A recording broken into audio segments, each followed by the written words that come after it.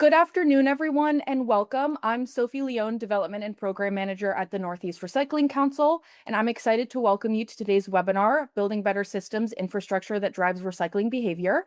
This session explores the critical role of infrastructure for driving behavior change in recycling and composting programs.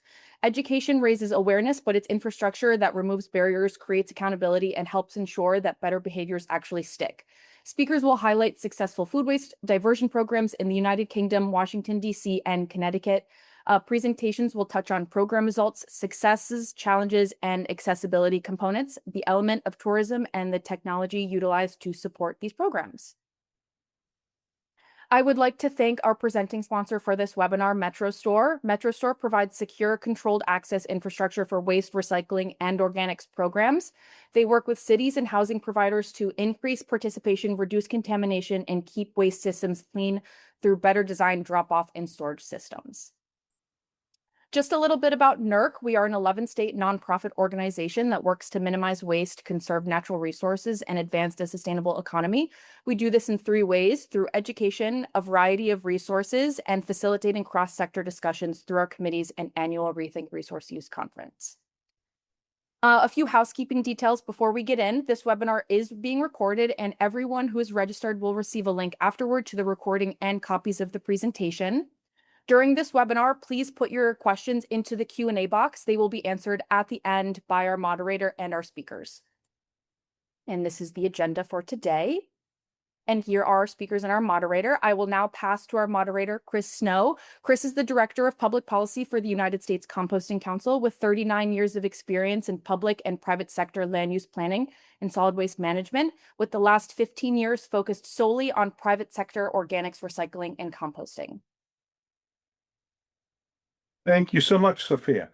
Very much appreciate the opportunity for the United States Compost Council to assist with this webinar.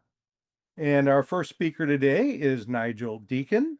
He is the Business Development Director for MetroStar North America, a company that provides secure, controlled access infrastructure for waste, recycling, and organics programs. He works with cities, housing providers, and campuses to improve participation, reduce contamination, and keep waste streams clean through better designed drop-off and storage systems. Nigel focuses on how infrastructure design can support behavior change and help communities achieve more effective recycling and composting outcomes. Nigel? Thank you, Chris, and appreciate the opportunity to participate in the webinar today. Is that showing okay?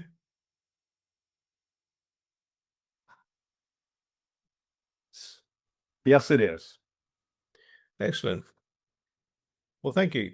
So, yeah, I'm Nigel Deacon, Director and Founder at MetroStore. And for the past 12 years, we've been developing waste and recycling containment solutions in the UK, and for the last 3 years in North America, mainly in the Northeast, with clients including New York City Housing Authority, Boston Housing Authority, and the DC government. At the heart of what we do, should be trying to change slide here, is a very simple mantra. We make it easier for people to do the right thing and harder for them to do the wrong thing. I discovered a couple of years ago that there was in fact a whole field of behavioral science built around this exact idea, which was reassuring. People often say that Europe is far ahead of North America on waste diversion, and in some parts of Europe, I'd say that's certainly true. But I also say, from a UK perspective, that we're still fighting many of the same battles as you are. What we do have now, as of last month, is mandated recycling and organics collection from every residential building across England, and in many places, service provision was already in place, partly because landfill tax changed the whole economic model around 20 years ago. And in simple terms, disposing of trash became far more expensive than diverting material into recycling streams. So there's an important lesson here, I think. Policy matters, economics matter, service provision matters, but none of these on their own guarantee behavior change. Because giving people a service is only the start. The harder question is, will people actually use it properly and consistently? And nowhere is that more obvious than in multifamily housing. In single-family homes, there's generally a higher level of ownership, of visibility and accountability. But in multifamily settings, you often have shared spaces, shared containers, transient populations, different languages, limited storage space in their home, and no one really taking responsibility for the outcome. So if the system is inconvenient or the message confusing, the bins are dirty or easy to misuse, people will default to the path of least resistance. We all do. It's a human trait. That's why I believe infrastructure is not just a backdrop to recycling behavior. It's actually one of the main things, the main determinants of that behavior. And the way I'd put it is this: if you want participation, you must reduce friction. If you want quality, you must add the right controls. And if you want improvement over time, you must give feedback. And that's the framework I want to share before Ashley and Jen talk about their own programs and how it's working in practice.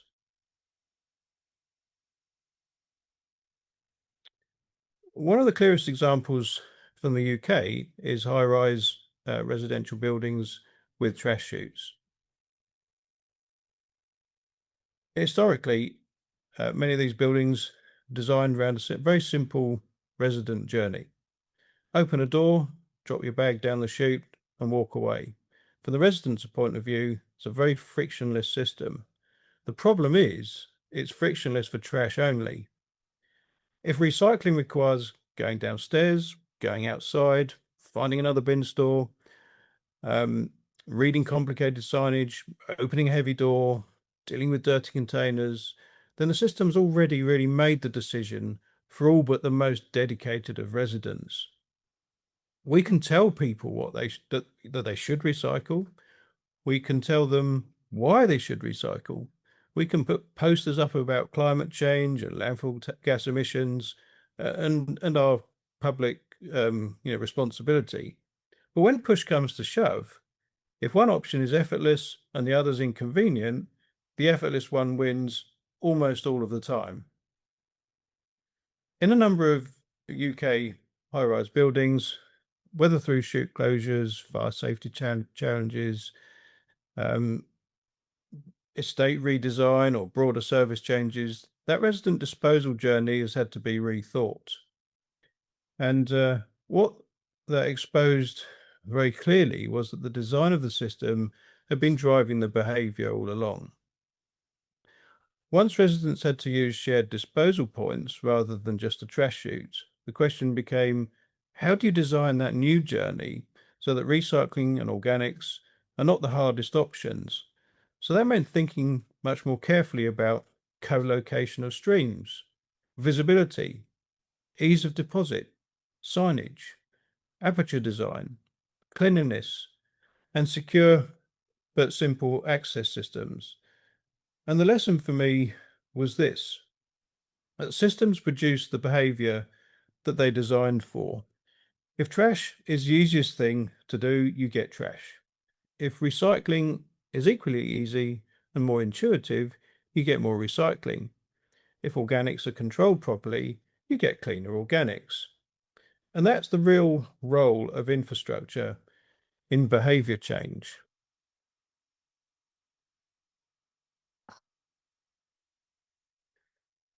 The strongest lever for participation is ease, which means removing friction from the action that you want to encourage. In practice, the barriers are often very ordinary things. No recycling bag in the apartment, recycling bins further away than the trash, heavy lids, dirty handles, poor lighting, confusing signs, or openings that are physically awkward to use. These sound like small details, but they shape daily behavior. So wherever possible, we try to make the desired action simple and intuitive. Place recycling and organics alongside trash, not off on a separate journey. Use clear graphic signage. Make apertures easy to reach. Reduce the need to touch dirty surfaces, and avoid requiring unnecessary unlocking of doors, opening of doors, and so forth. If you want people to participate, the system has to work with human behavior, not against it.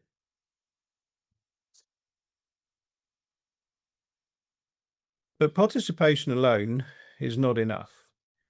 You can make a system very easy to use and still end up with contamination. So after removing friction to encourage participation, we often add some intentional friction back in to protect quality. Now that might mean controlling the size and shape of the openings. A large opening can work for trash, smaller or shaped apertures can help guide recyclable materials and reduce misuse. Food scraps are a good example of where control becomes even more important. Unlike bottles or cans, food scraps cannot be distinguished by size or shape alone. So if you want a cleaner stream, you usually need another layer of control. And that's where access control can help. Residents register, they unlock the food scrap container using an app or an ID card attached to their pail. This creates accountability without making the whole system hostile or difficult. So does that reduce volume? Sometimes, slightly. But in our experience, that early reduction is often contaminated material falling away. And once you have a cleaner stream and better visibility of usage, you can rebuild participation much more effectively than if you're dealing with an open, contaminated system. The third piece is feedback. If you know who is using the service, how often, and where the problems lie, you can intervene far more intelligently. So instead of generic education, you can provide targeted nudges. That might be, hey, you guys were one of the best participating buildings last month. Or, we notice usage has dropped off. Do you need more liners or a replacement pail? This location is seeing repeated contamination, so let's focus our outreach activity there. That link between the resident's home, the disposal point, and the service data is very powerful. It turns a static waste enclosure or container into part of a managed system. We're also increasingly seeing interest in tools like contamination monitoring and camera-based review, not as a blunt instrument, but as a targeted intervention, something that can support haulers, property managers, and residents with training first, and then enforcement where necessary. These principles also apply beyond housing. In areas where curbside collection is not viable for every stream, robust drop-off infrastructure becomes essential. But if those containers are unsecured, hard to use, or vulnerable for dumping, wildlife, scavenging, or contamination, that service can quickly break down. And the same applies in alleys, service yards, commercial settings. Shared container infrastructure only works if it's secure, with easy access for legitimate users and some degree of accountability. So whether the challenge is bears in rural areas, rats in city alleys, illegal dumping, dumpster diving, food scrap contamination, or shared commercial trash, the same underlying principle keeps coming back. Infrastructure shapes behavior. So my main message today is very simple. Education matters, policy matters, collection service matters. But if the infrastructure is inconvenient, unclear, insecure, easy to misuse, better behavior will always be harder to achieve and harder to sustain. Again, if you want participation, reduce friction. If you want quality, add the right controls. If you want continuous improvement, create feedback. That's the lens I'd offer from our experience in the UK and North America.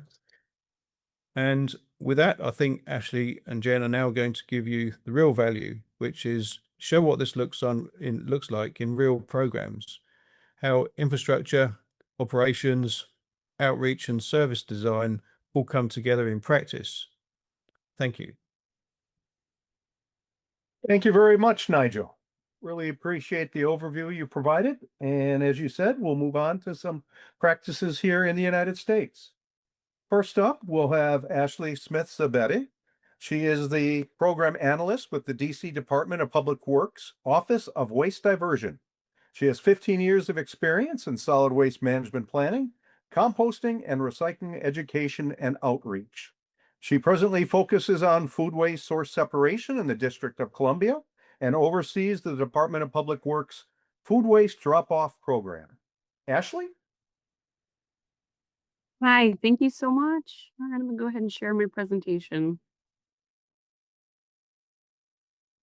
Give me just a moment.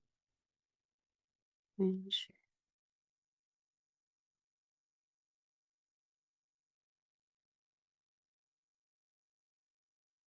Sorry for the delay. All right. All right, thank you again. I appreciate the introduction. Ashley Smith here, DC DPW, and let's dive into it. So I'm sure that many of you on the line are familiar with the District of Columbia, but I would just like to remind you that, DC, we govern like a city, a county, and a state. And, we are the seat of of the United States. However, we have only been operating with home rule since approximately 1974. As the nation's capital, we are home to more than 700,000 taxpaying Americans, over 350,000 homes, 60,000 businesses, and we see annually about 27 million visitors. So tourism is a major part of our economy. Now, when it comes to waste management, specifically the disposal of organic waste, we have regional access to composting. Like many other densely populated cities, the DC area relies on the disposal capacity in the surrounding jurisdictions. Just to note here on the right-hand side of the screen, we have here just a subset of some of the composting and anaerobic digestion facilities that we have access to.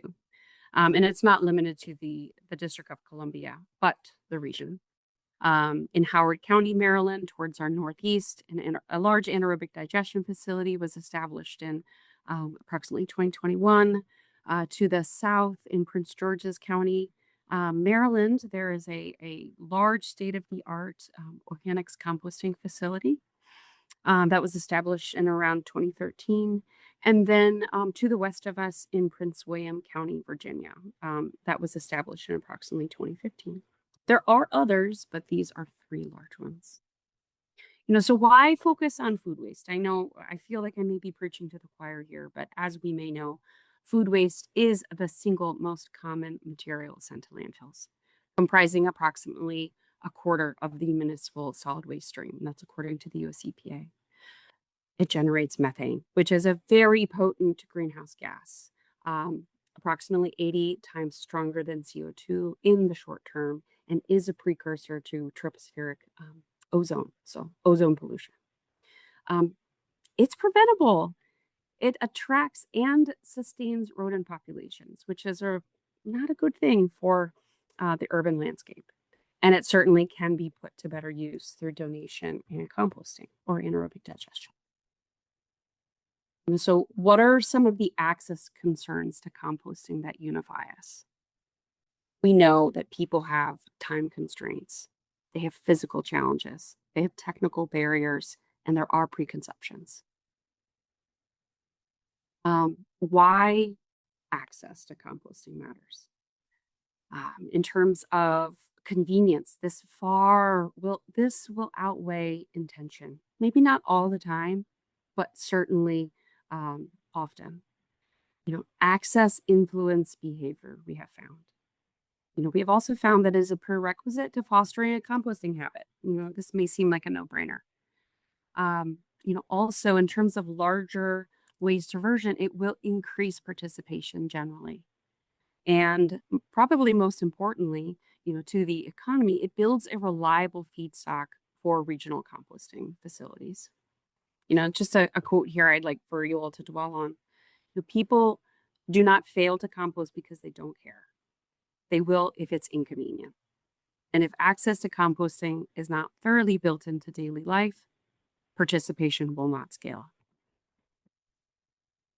So public composting, access to public composting in DC, this has been a goal, for our agency, the Department of Public Works, to foster. In 2017, we started with 8 weekend drop-off events. And, these were primarily at farmers markets. It has, fast forward to today, grown into a network of 44 drop-off options and growing to support a daily composting habit for more than 20,000 monthly households. That's fabulous. That's just 2026. So just to kind of give you a snapshot, like we certainly didn't start, where we are today. 2017 to 2023, we were laying the groundwork. This started with drop off. It also included curbside collection. That's within the district. And then outside of the district, there were the development of the regional facilities that I had mentioned before. And then back to within the district, there was some key legislation that was certainly informed by the access that was growing regionally. In 2014, the Sustainable Solid Waste Management Act that helped to form the Office of Waste Diversion. It's the office that I work for. And then in 2020, another key piece of legislation was the Zero Waste Omnibus Act. There was a major focus on food waste composting and edible food donation, right? And both of these pieces of legislation are available online, and I will put the links to these in the chat later.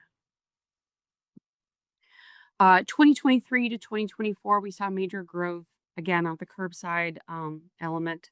August 2023, the DC DPW's curbside composting pilot started with a local organics management firm by contract, and it received about a 98% satisfaction rating, which is just fantastic. And the average set out was about 7 pounds. In 2024, that pilot transitioned to a program, and it was rebranded as Compost DC. Then on the drop-off element, right, you're maybe seeing the 2 areas where we've been focusing on curbside collection and drop-off. In July 2024, we installed the pilot smart bin. As you can see here in the picture in the bottom right, it's that green steel enclosure. That was the pilot smart bin at George Washington University. And then later in that year, we procured 30 additional smart bins for installation citywide later.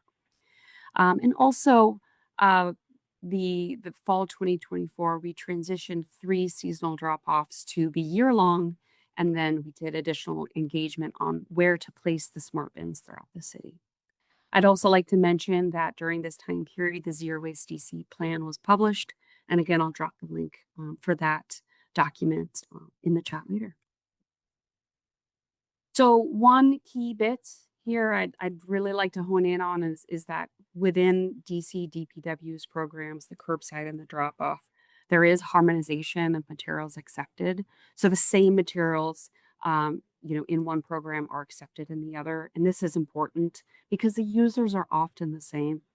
So you'll see the usual suspects here, fruit and veggie scraps, salad, milk, cheese, dairy, meats, any type of meat, seafood, bones, and shells, including oyster shells, breads, cooked foods, oily foods, including cut flours.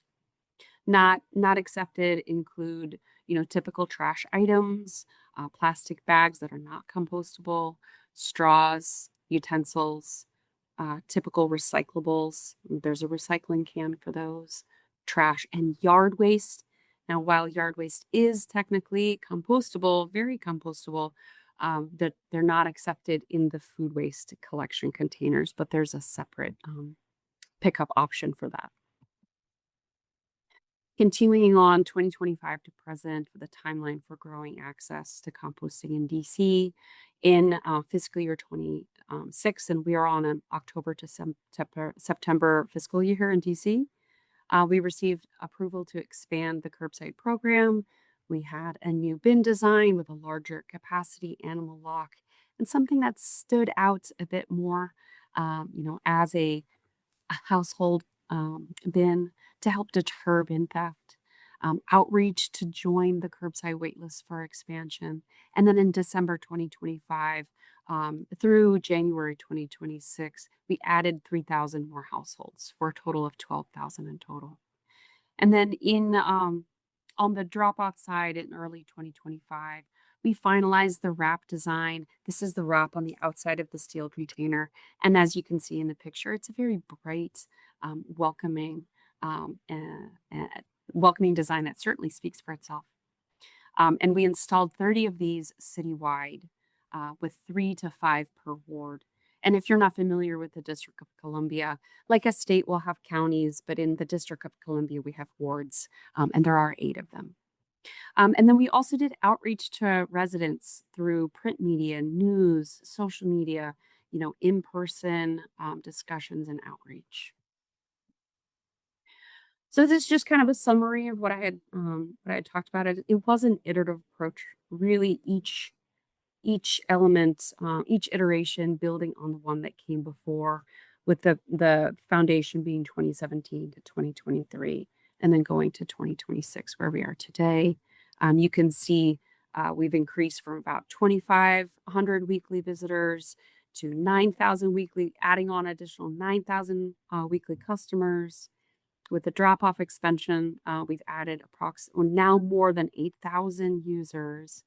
And then the curbside, the expansion of the curbside program, and an additional 3,000 weekly customers. So we are really seeing these numbers increase. In terms of total food waste diverted, this is pounds, so certainly different in tons. But we're seeing in the latest year, quite a jump between 2022 and 2025 with the increase in the number of customers.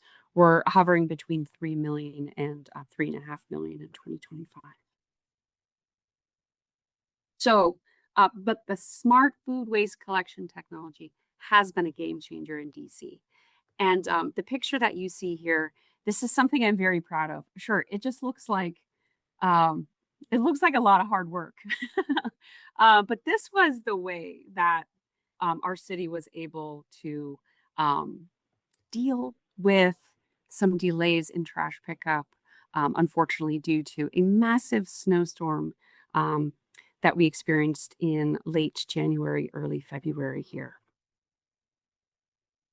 So, we're always concerned about, where is our waste going to go? But having 24-hour access to food waste drop-off makes composting possible for thousands of residents that would otherwise, not have access to a DPW collection service.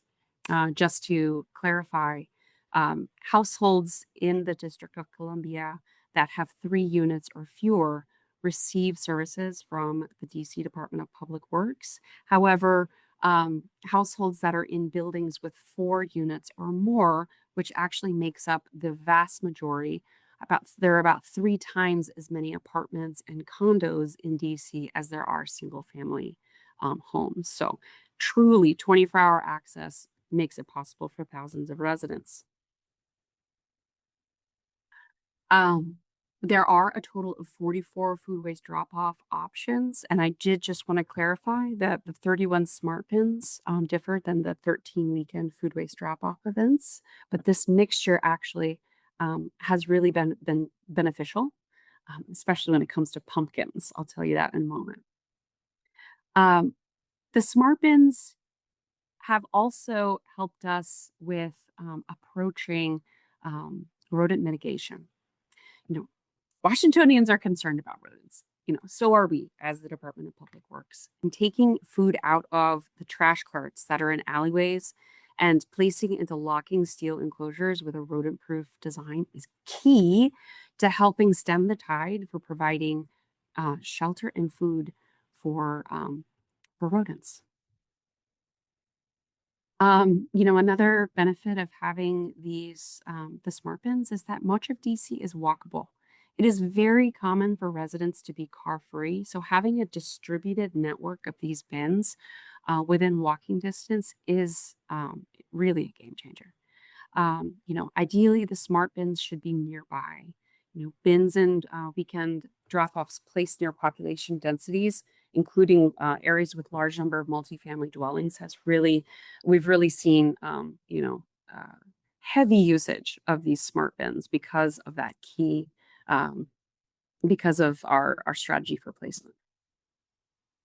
And in terms, I'm sure many of you have used one of a smart bin, maybe not DCDP, a smart bin provided by DC DPW, but I hope you will if you get a chance to come to your nation's capital. But here's a bit of the anatomy of a smart bin. As you can see here in the top left corner, there's a picture of the handle. There is a latch. We have a keypad where people can enter an easy to remember code to open the bin. There's also a QR code that can direct passersby to the website to download an app to open the bin. So there's access by keypad as well as by app. There is a foot pedal on the front. And then on all four sides, we include language. The left-hand side and the right-hand side are identical. The only difference is one is in English and one is in Spanish. And then facing the road, there are 7 languages to advertise food waste. So unlocking a DPW smart bin, like I had mentioned, you can use the keypad. You can also use the MetroKey app. This is just some screenshots here of what you might see when you come to DC to open a bin. You can select one that is near you on the map. You can identify a bin that is very close by. And then once you select that bin, you can then unlock or report a problem. So from the administrator's perspective, this is something that we see. This was some screenshots from earlier in the year. How many users are registered at that point? We had 7,444 with 31 smart bins. We can also see some, key usage points. So this is just an example. Days where the usage was higher than others. Just to kind of show you here, Sunday is the day in Washington, D.C. for folks to drop off their food waste. And this is just an example where Thanksgiving is here. Let's see later in the year, or rather, I should say earlier in 2026, January 19th through 2025, we saw a dramatic increase in usage at all bins citywide just before the snow emergency. So, call this what you may. Maybe it's a little bit of panic composting, if I'm allowed to use that term. Maybe I've come up with the term, but we were really happy to see that people were able to, empty their food waste before essentially the city was shut down to Winter Storm Fern. When it comes to placing smart bins around the city, there are some key points to consider. This is an example list. This is something that is working, and it's a living document. We're still just about a year and a half into having 31 smart bins, but this is what seems to be working for us. Locating the smart bins near high density living. Making sure that they're community recommended, focusing on geographic distribution with an additional set of bins that we will be installing later this year. Of course, safety and visibility is important. Serviceability is also very important. Making sure that your contractor or your staff can actually approach the bin. It's on property that you're able to access. There's enough space for the doors to open. You're going to want the locations to be in areas that are proximate to points of interest. Essentially, the areas should be lively. Keeping in mind rodent mitigation is also, important to DC. So you could cite these bins where there are, increased complaints about rodent activity in order to help keep the food waste out of, say, unsecurable or, easy to access points. It could be a trash cart. Accessibility and clearance is utmost. If people cannot access the bin, they're not going to use it. And in our case, on the public property, so that we could, so we could service it and also, control where it goes. I've found that co-locating the smart bins with trash containers has meant for lower amounts of contamination in the organic stream. Anecdotally, it seems the companion to food waste is more often trash than a recyclable. So having like for instance, the non-compostable plastic utensil, right? Or the packaging to go with food if people are walking and wanting to dispose of food waste, say, after they've purchased something from takeout. Another important point is to, at least for DC, this may not be an issue elsewhere, but outside of tidal flood hazard areas, we don't want the smart bins in a flooded area if we can avoid it.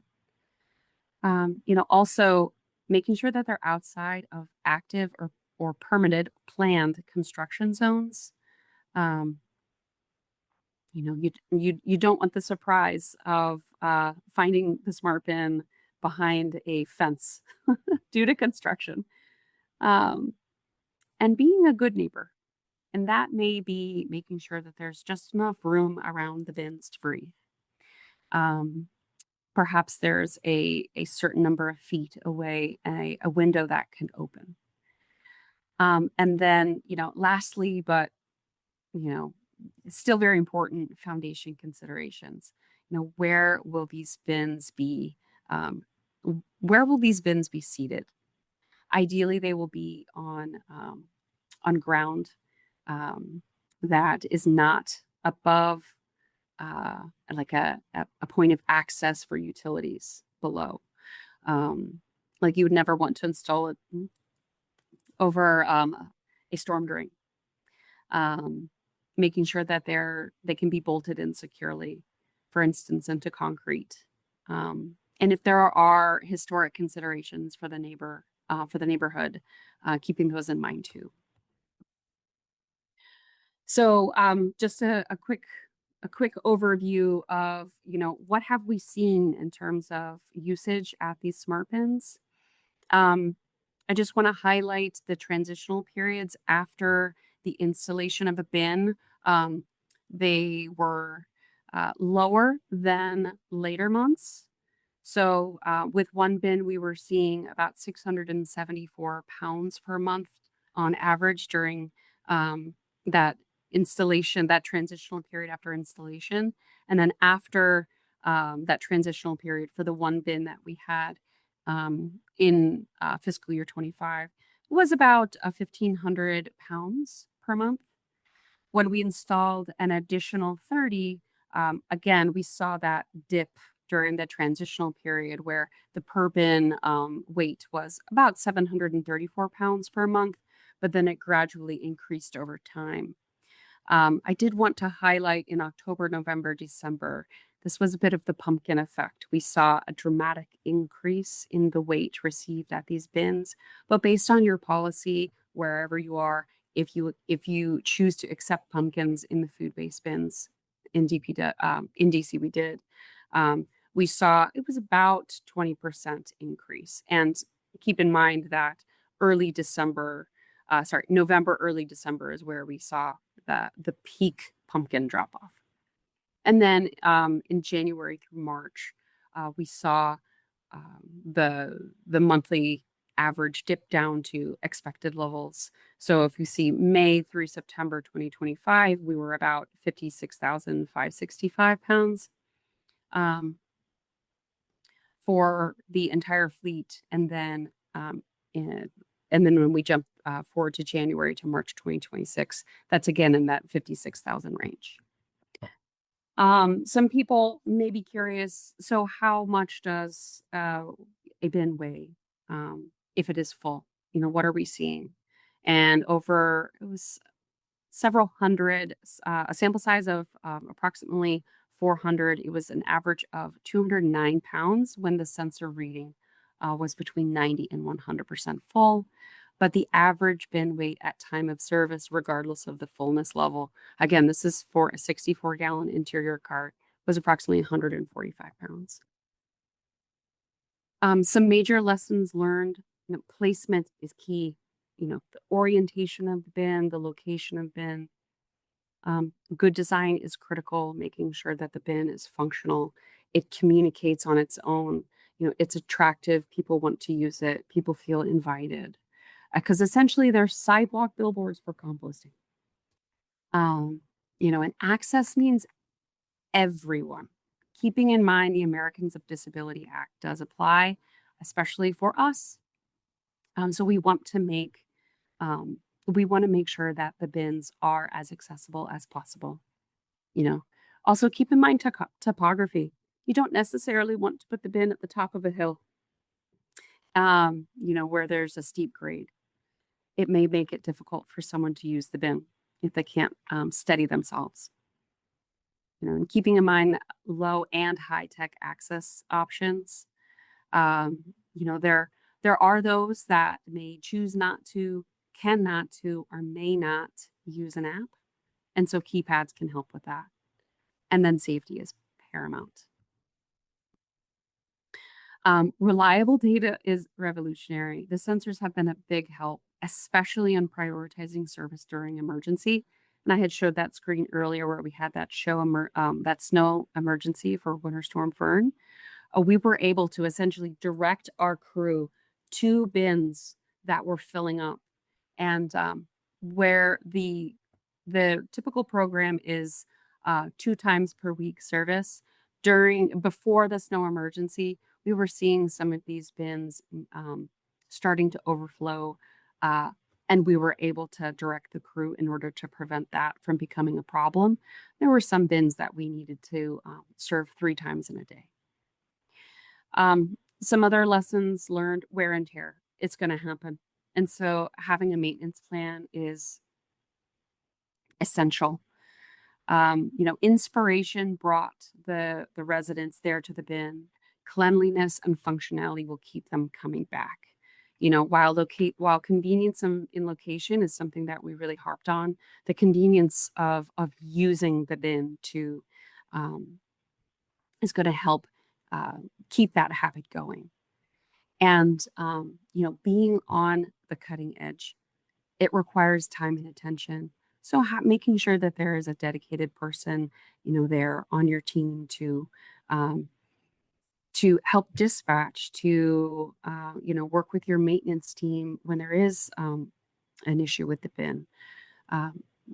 It requires and communications with residents. There are going to be so many questions that come in, and you're going to want to help as many people as you can so that they can develop that composting habit. I may have raised more questions than I answered. I know I will. I know I do. So I really encourage you to reach out to me. I'd love to have a discussion with, anyone and everyone that really wants to talk about this. But in the meantime, if you'd like to draft an email, please send it along. You can send it to foodwaste.dropoff@dc.gov. Our website is zerowaste.dc.gov. And please do follow us on social. We're on Twitter, Instagram, and Facebook, and you can find us at DC Zero Waste. Thank you so much for listening. Thank you, Ashley. A lot of great information there. She's got her contact information, and we also have questions coming into the Q&A area. So we look forward to having those at the end of the 3 presentations.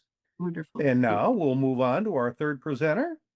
Jennifer Heaton-Jones is a leader in sustainable waste management and a driving force behind Connecticut's organics evolution.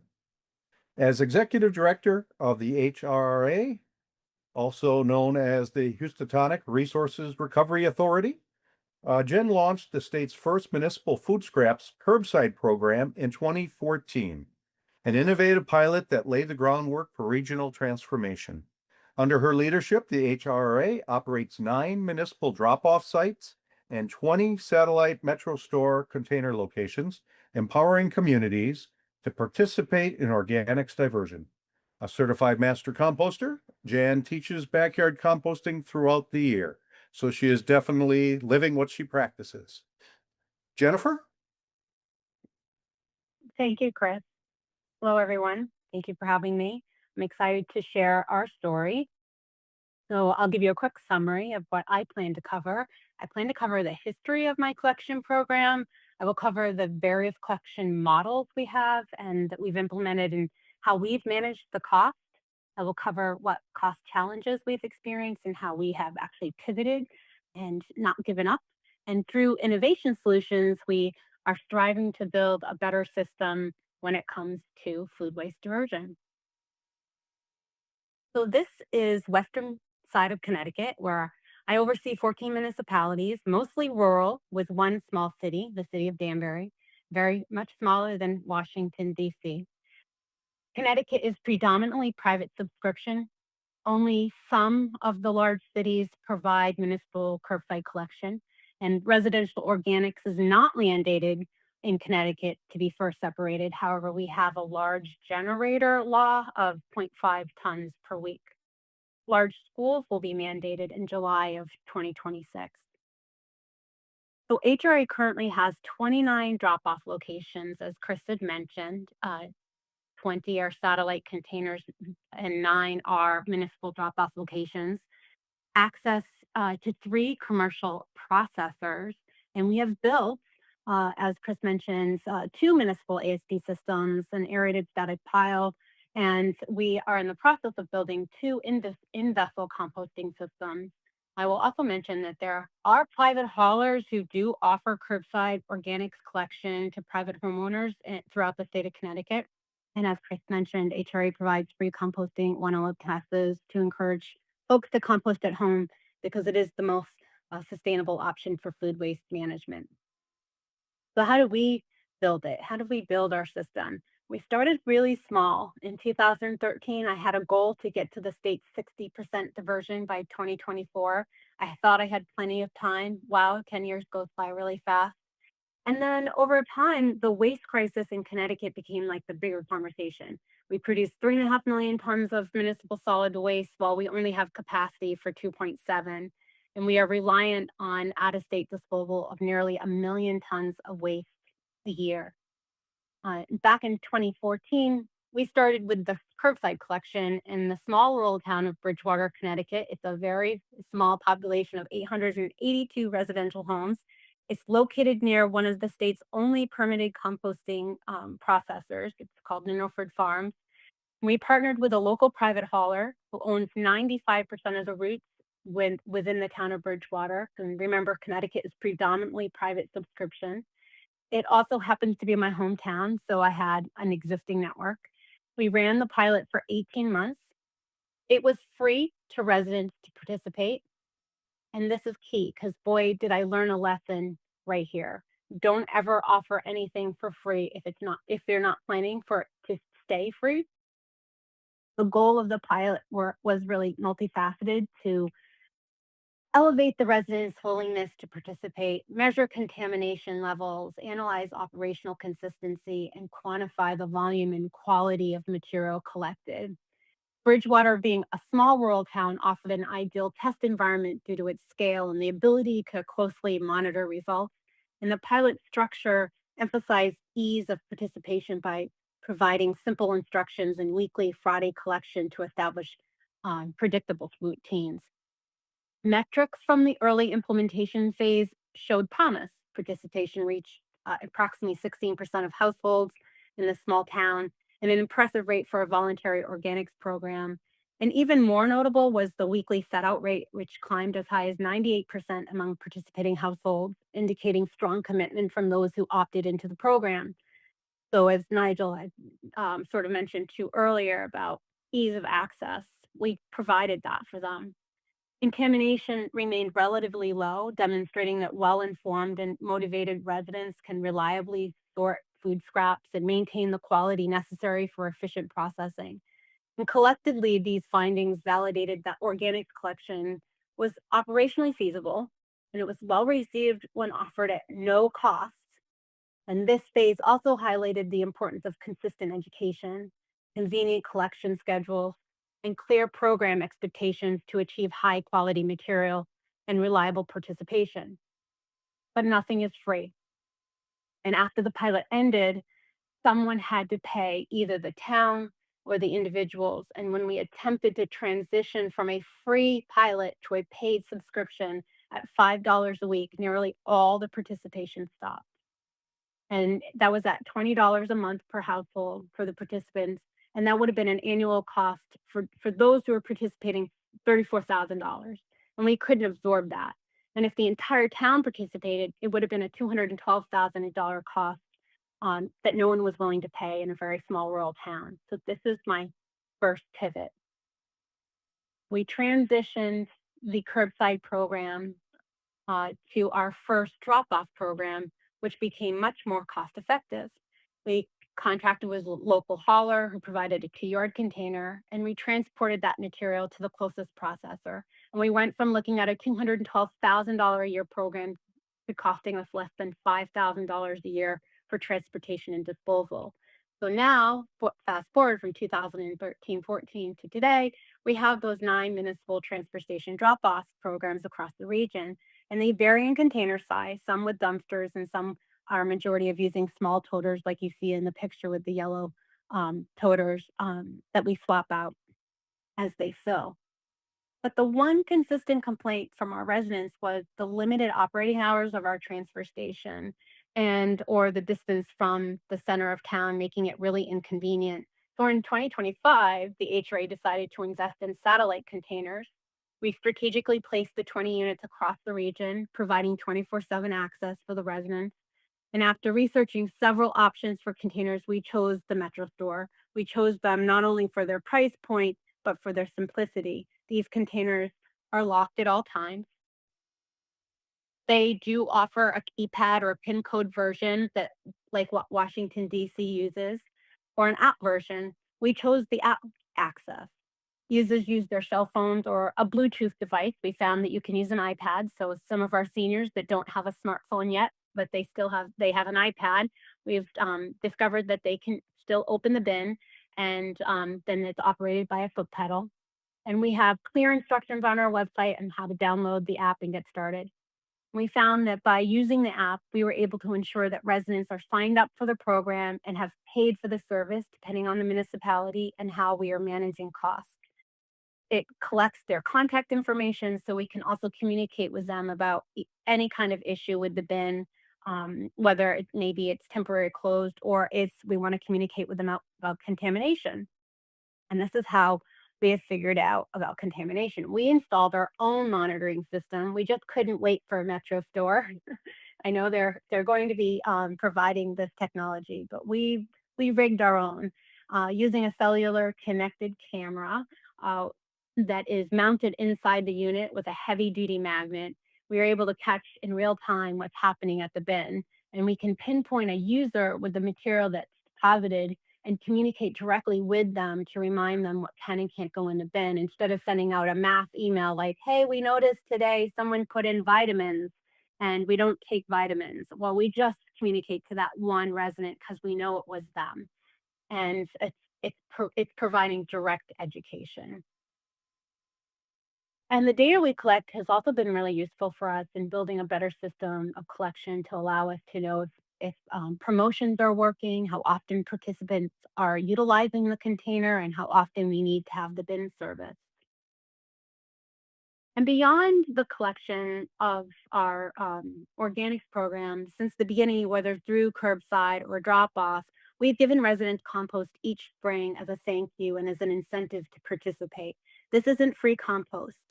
We historically had to buy it from the processor that receives the collected material, essentially another added cost to run the programs, but nonetheless important. It helps us get buy in from the residents, and it's important investment in gaining participation. Our collection costs in setting up these programs consist of the following. We invested in these kits, a 6-gallon cherry container that costs us about $12 a unit, made by EcoCaddy. We've been using these back since 2013. The black vented kitchen counter bins are actually free. These are sourced by BioBag. And when a municipality starts a new program, if you buy at least 50 cases of BioBags, they'll ship you 1,000 vented kitchen bins for free. You just pay for the shipping. And you can sell the kits, which we do for $20 to cover our cost, or you can give them out for free. The biggest cost is obviously the transportation and disposal, which, depending on the vendor, has cost us around $150 to $250 a week per location. And then buying back the compost varies depending on the number of participants you are supporting. And we have some programs as low as a few hundred to a few thousand residents per location. So the Metro Store units have a cost per unit with the added cost of T&D. So that's something to consider. And depending on the rules of the transfer station, per municipality, residents either do have free drop off or they pay by the bucket or by the weight.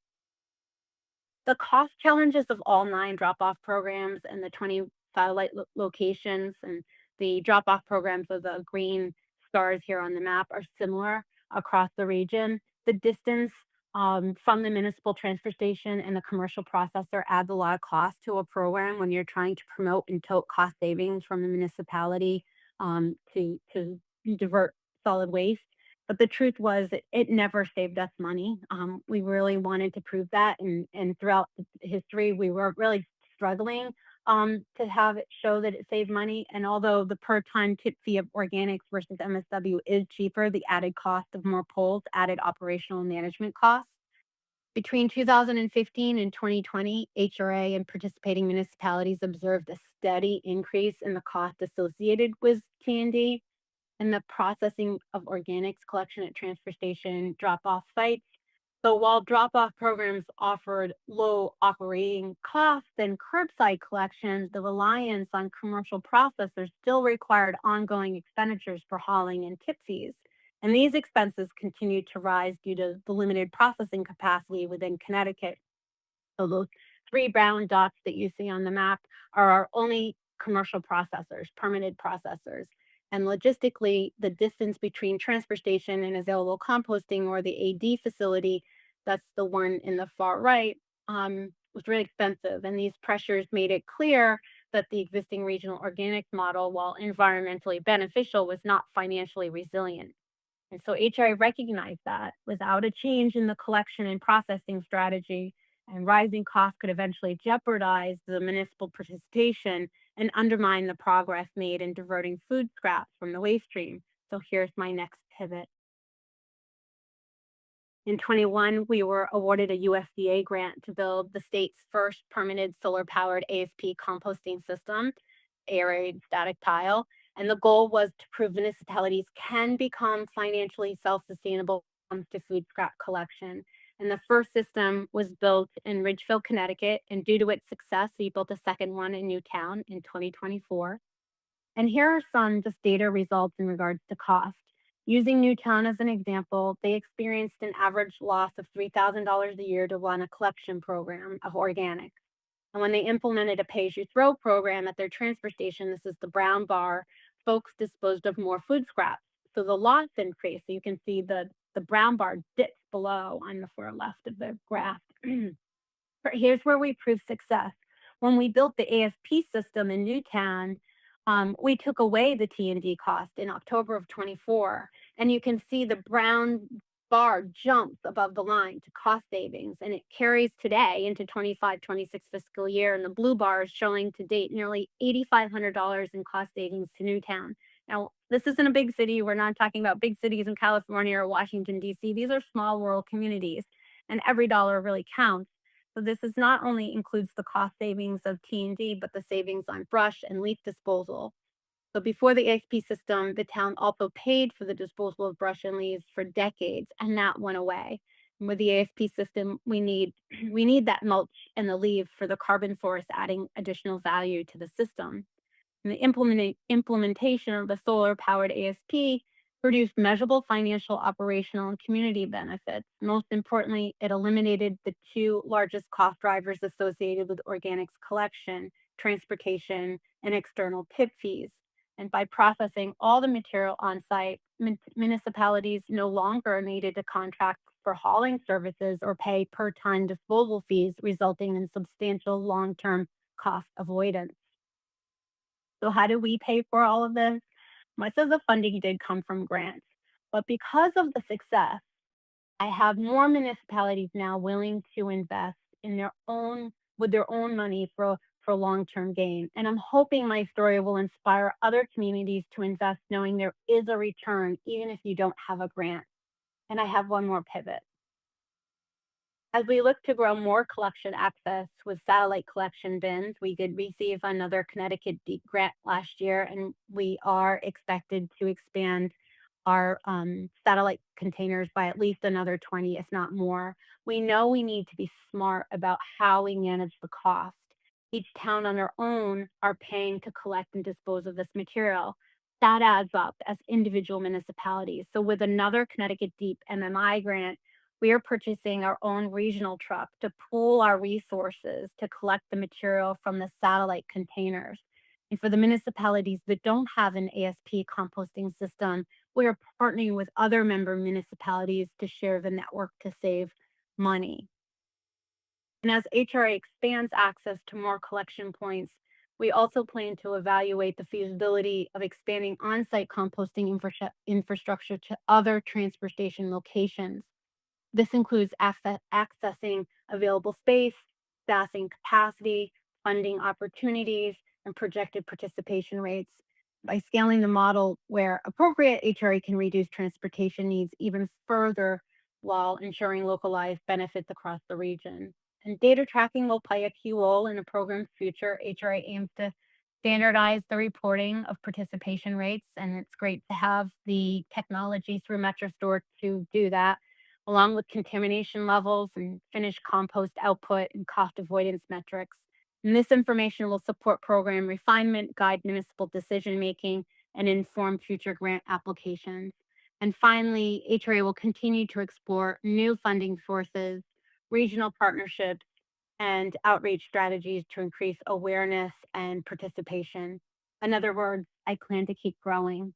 And as the programs grow, it demonstrated success can serve as a model for other municipalities and for regions nationwide seeking better system solutions that are more sustainable and community based. And I thank you for your time. This is my contact information that I'm sure Sophie will also provide to all the participants. So thank you. Thank you very much, Jennifer. Three great presentations, and we've had a good number of questions starting to come in. So we'll start to go through those. First question. The biggest pushback that I hear about recycling right now is that it doesn't make a difference, that most recycling is never recycled. Recycling rates vary wildly from state to state here in the US. How do we respond to that?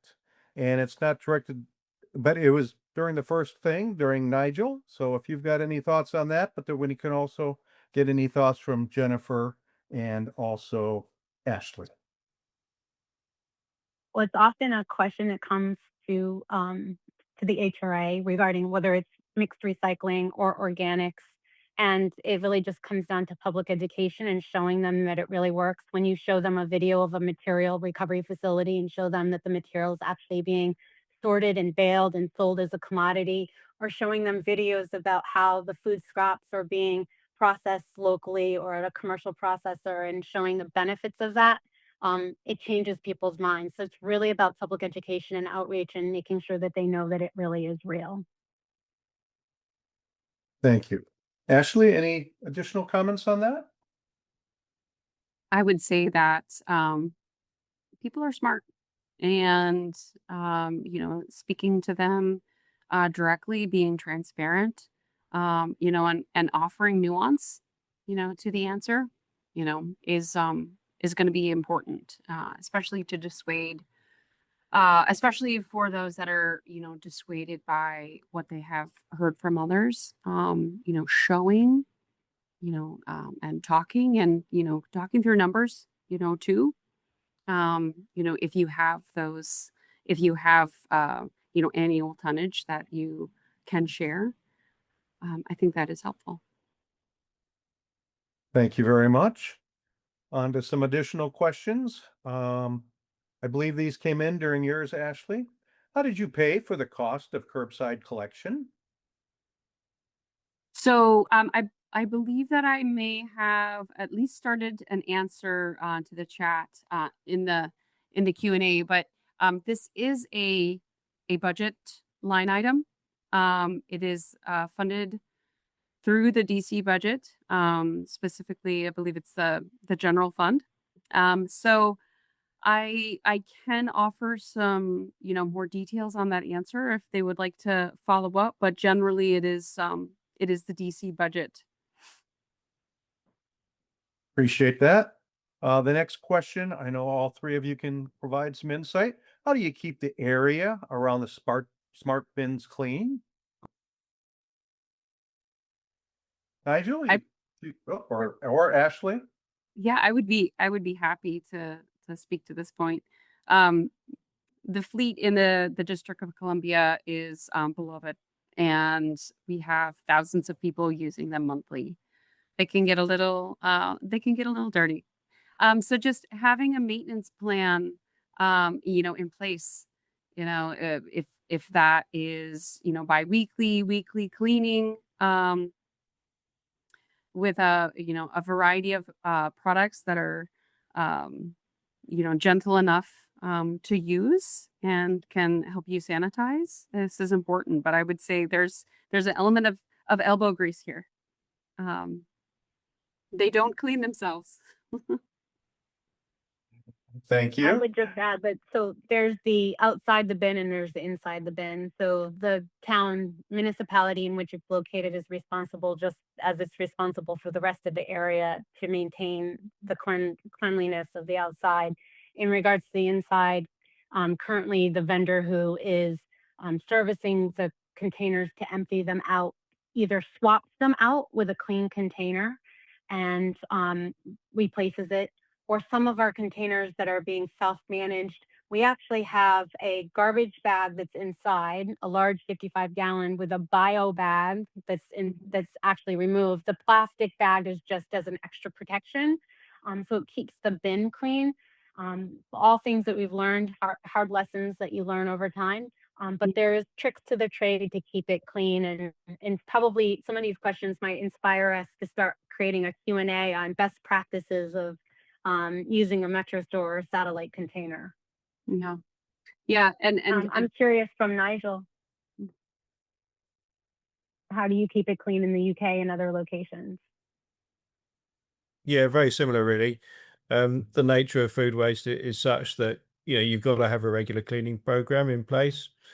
I think also anecdotally, since the question was referring to the area around the container, we've also found that smart bins, you get less illegal dumping around them.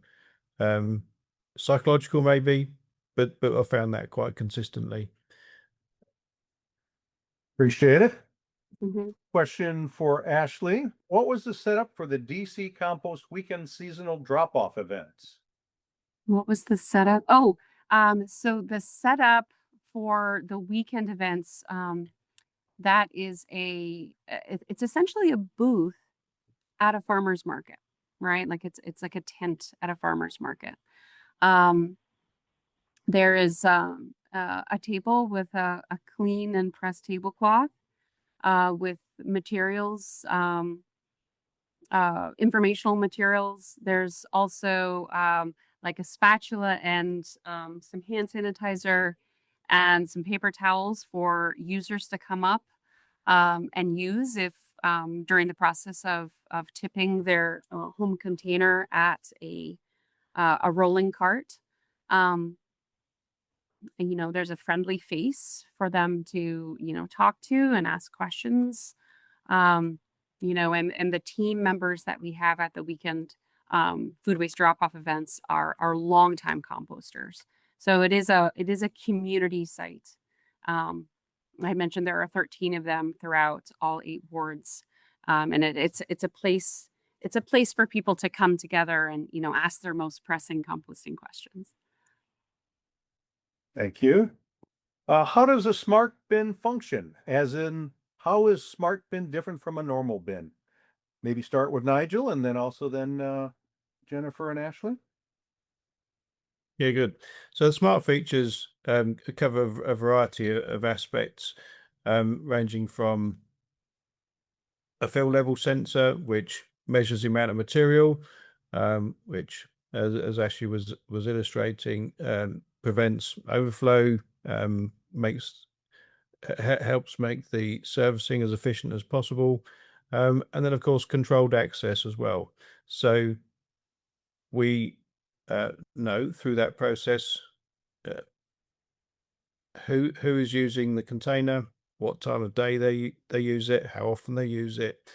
There's a lot of monitoring capabilities that gives us. They're the key features, I think. Very important.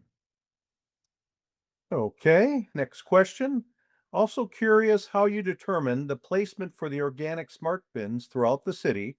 Was there a radius considered to be optimal for accessibility and encouraged usage? And I think go ahead, Ashley. Sure, I'd be happy to, start off the answer to this question. This is, in my opinion, one of the most important questions to answer is, what is your placement strategy? And I've talked with several jurisdictions over the last year, and the strategy differs from place to place. But we have found that placement near population densities, say this is several blocks of large multifamily buildings. You just being as close to the higher levels of the higher population density is what really makes the difference. Um, but also being near major points of interest, right? Like you would want the areas to be lively. You want people to feel safe when they're using the bin. Um, so in this next iteration of installations, we're balancing that along with geographic distribution as well as um, focusing on areas where there has been higher levels of pest pressure from rodents. So whatever is quantifiable for you. Um, I like to tease. We had a 28-point rubric, um, and I feel like this maybe points to the how important this decision is for us. But this could differ based on where you're installing them, and also what your budget is. We installed 31. You might not need that many, especially if you have other programs in place. So I'd be happy to connect with, and I'll pop my email address in the Q&A for anyone that would like to follow up. Thank you, Ashley. Chris, It I'll definitely could. And Jennifer? I'll just add real quick because we do have rural communities. So it's very different than Washington, D.C. And so one of the things that we had for a standard was that it needs to be lighted, and there needs to be light where you are in the New England and it's daylight savings time and it gets dark by 4:30. So we wanted to ensure that wherever it was located, there was light. All of our locations are municipal owned property. So it kind of put a little bit of difficulty in finding the perfect location, but any location that we place them, it had to be easy access to a vehicle because you're driving up, it's rural, people aren't walking to a lot of these bins. You had to be able to pull up, be able to park and safely get out of your vehicle and access the bin. And we wanted to ensure that it was basically the center of town. Remember, our feedback from our residents was that the transfer station was inconvenient, or the hours in operation were inconvenient. So a lot of our transfer stations are out of the way. We didn't want to make them out of the way. We wanted it central to the town where residents were frequently visiting. So just wanted to cover that in a rural. And Nigel? Yeah, thank you. It is a question that nearly everyone asks. How many households will this serve? And of course, there's so many variables. I think the great thing about drop-off systems like this is that, in truth, they're so flexible that it doesn't really matter. You just need to make a start, because as usage builds, you can alter your frequency of servicing. So you've quite a bit of headroom there, if you like, in terms of the number of users. But when it gets to a point where it is being serviced every day, or even 3 times a day, as Ashley said earlier, then you're thinking, well, okay, where am I going to add the next one, as and when funding permits? So the beauty of it is the flexibility and the scalability, I would say. There's no one single right answer to that. And it could probably be a whole webinar in and of itself on placement and It could be, but if people are thinking about it, these are the things that they should think about beforehand. And we've learned some things. It's hard, lessons learned. So they can be installed on a cement sidewalk or pavement. And if you don't have pavement, like where we came into, we had grass areas. We purchased cement pads that we place it on, and they get screwed to it so that they're weighed down. It also helps if you have bear issues. We haven't had any rodent issues at all with any of our containers. But also a lesson learned was I went to visit one of the containers, the one with the camera in it, to install a new SIM card. And I discovered that this one particular location was really a popular location for the city of Danbury, and was in the middle of a parking lot on a medium inside the parking lot. And all of the times that I visited, the parking lot wasn't full. It was easy access to it. But this one Saturday morning, you couldn't get into the parking lot. There was traffic backed up the road. And I thought, oh my gosh, if I had food scraps in my car right now, I'd be furious that I'm running an errand and I can't access this bin, and I'm going to have the stinky food in my car all day. So these are lessons learned to say you really have to think about the logistics of where it goes and the access, and if there's any blockage of access. So again, now I'm inspired to put together some frequently discovered issues that we had to make it better for the next person. absolutely. Yeah, and Uh, I will just add one more bit on that, because it is such a hot topic. But making sure that there's no architectural barriers, real or perceived. Again, which include topographical barriers, right? If you're putting it at the top of a hill, so that those that want to use the bin, especially if they're wheelchair users, can roll up to the bin with no architectural barrier, like a speed bump or a curb. This is so important. you. Next question. This is for Ashley. Are your drop-off units accessible to all residents? And obviously that'll also apply to all of you. Ashley? Sure. So the term access here, there's just a bit of nuance. So yes, the short answer is yes. They're accessible to all residents. You by either using the code, the easy to remember code that you can enter into the keypad, or with the MetroKey app. There is no proof of residency required, which could potentially lend towards a bit of leakage from other jurisdictions, say especially if they're just along the boundary of the District of Columbia. That's not a major concern. In terms of accessibility for are they ADA compliant? I'm very proud to report that our next set of bins that we're ordering and will be installing will be ADA compliant. So they're going to be a little bit shorter. There's going to be a foot lever as well as a hand lever. They're going to be following the requirements in the latest ADA standard. So we're very proud of that. So accessible on multiple levels, including both low tech and high tech between the keypad as well as the app, and 24 hours. Thank you very much. Another question. Can you talk more about how they were able to prevent bin theft in the curbside program? Oh, yes. So for the curbside program,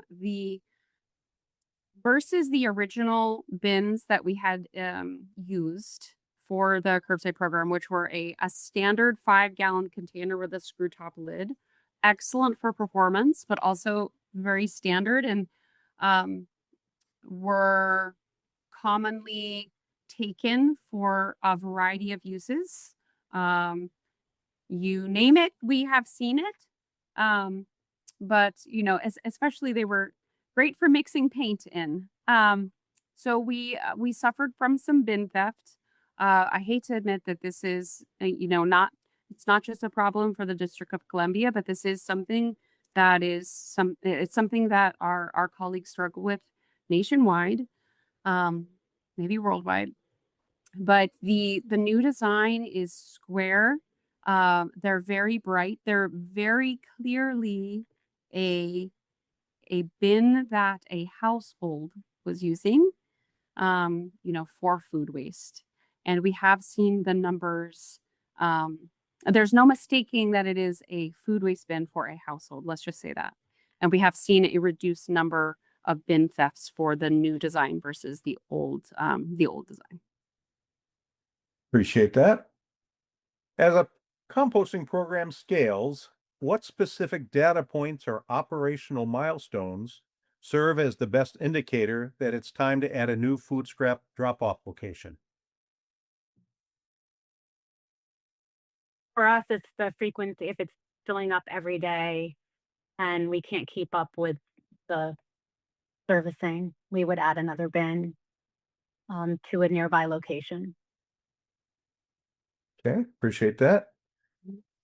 Is there DC legislation requiring apartment buildings to capture food waste separately from trash and recycling? So I believe so. Yes, in part. Pardon me. I see that Sophie is going to be responding to this question. However, I want to mention that there is some legislation that informs the separation of food waste for composting or diversion in general, which may include donation if it's edible food. I want to just stipulate that this does not currently apply to apartment buildings or multifamily buildings. This does, however, apply to commercial entities, like stadiums with a certain number of seats, hospitals, residential facilities that again may have a certain number of beds. And I would be happy to follow up and answer in the chat the link to that legislation so that they can see exactly what that means. But the short answer is no, not for apartments, but for other commercial entities, yes. And I think that kind of flows into this next one, asking about senior living communities, and how that works for them. So I'd be happy to follow up with the legislation because it applies to multiple commercial Okay. commercial entities. And here's a good question. What do tourists do? Do you really expect them to download an app to throw away a banana peel? In District of the Columbia, it has been delightful to see tourists standing in front of the bin, downloading the app, reading the website that is very clearly advertised on all 4 sides of the bin and learning all about it. And I just love being the fly in the wall, or, standing the person on the sidewalk, being there to answer questions. But yes, it does happen. The bin is for residents, but there's no restriction on who uses it. And if this can be if the smart bins in the District of Columbia can, be a great model for other jurisdictions, worldwide, that's wonderful. And so yes, they do download the app, even though it may not be expressly intended for them. Thank you much. And I know this has been covered a bit about, do the bins fill up faster than you can empty them? I know you've each talked a little bit to that. Anything that we need to add? Okay. I would just say I recommend getting the sensors if you don't have a monitoring system like a camera. We had it happen one time, again, lesson learned. So we didn't have the sensor installed. It did fill up. We discovered it by a user who let us know, because you can communicate through the app, and we quickly remedied the situation. But we would have known sooner if we had had the sensor. Yeah. Appreciate it. What Sensors. percentage of contamination do you typically see in the DPW smart bin? So we have been observing the contamination with every single pickup. And occasionally there will be some misplacement of waste. Say someone puts a bag of contamination, like a bag of trash. We're able to pull that bag of trash out and put it into a trash can. But on the whole, the contamination rate is very low. By weight, it may be less than 1%. There are common contaminants like plastic bags. I should specify non-compostable plastic bags, right? Compostable plastic bags are allowed in our scheme. Produce stickers, non-compostable produce stickers is unfortunately very common. But, their weight and their size does not necessarily mean that they're not impactful. They are. And that is why we hone in on making sure that plastic, when you visit a DC DPW bin, there is some signage that asks, hold on, is your bag compostable? Right. And on our website, we try to make sure that it's very clear that, non-compostable plastics are considered a contaminant. I would just echo that we've experienced very little contamination. Yes, the number one thing is non-compostable bags. But one other thing to note, curbside collection of organics is way highly contaminated than versus our drop-off programs. It's been pretty fascinating to discover that through the last 12 years of working on this. That these are the same, you'd think that they were the same residents, but whatever their motivation is, if you put it as the curb and if somebody comes and picks it up, there's more contamination versus the thoughtfulness of going to one of these bins and dropping it off. Interesting. Yeah. Thank you much. With just a minute or two left, I will turn it over to Sophie.